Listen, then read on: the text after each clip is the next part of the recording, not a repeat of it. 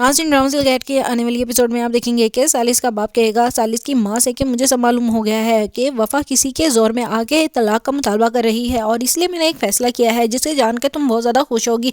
मैं तो उस लड़की को ये समझ ही नहीं सका कि वो इतनी बड़ी कुर्बानी भी दे सकती है, इसीलिए मैंने अपनी जायदाद का एक बहुत बड़ा हिस्सा वफ़ा के नाम कर दिया है। अब मैं देखता हूँ कि सालिस उसको किस तरह से प्रेशराइज़ करता है किसी और के लिए, और कोई और इस घर की बहू बन के कैसे आती है, क्योंकि मैं जानता हूँ कि वफ़ा ने वो हालात देखे हैं जिसकी वजह से वो इन सब की आदी नहीं है। इसीलिए मैंने उसके लिए इतना बड़ा कदम उठाया है, जिस पर सालिस की माँ कहती है कि वाकई आपने मेरे दिल की बात पूरी कर दी।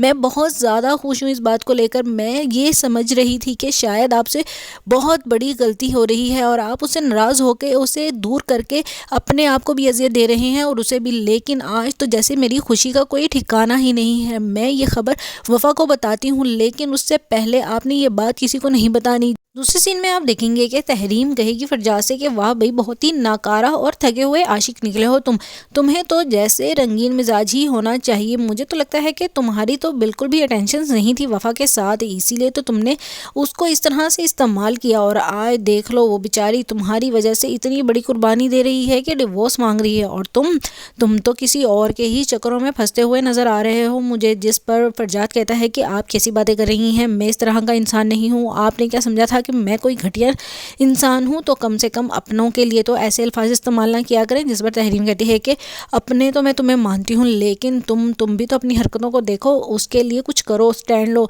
तुम क्या समझ रहे हो कि वो ऐसे ही उस घर को छोड़ के आ रही है? वो तुम्हारी आस पे बैठी है और तुम्हारे लिए ही आ रही है, इसलिए उसके लिए कुछ करना होगा तुम्हें। जिस पर फरजाद कहता है कि मेरे लिए और मेरी ज़िंदगी में अब उसकी कोई जगह नहीं है और मैं बिल्कुल भी अब उसकी तरफ नहीं देखना चाहता। जिस पर तहरीम कहती है कि बहुत खूब, अगर तुम ना भी देखो तो भी वो तुम्हारी वजह से ही ये सब कुछ कर रही है।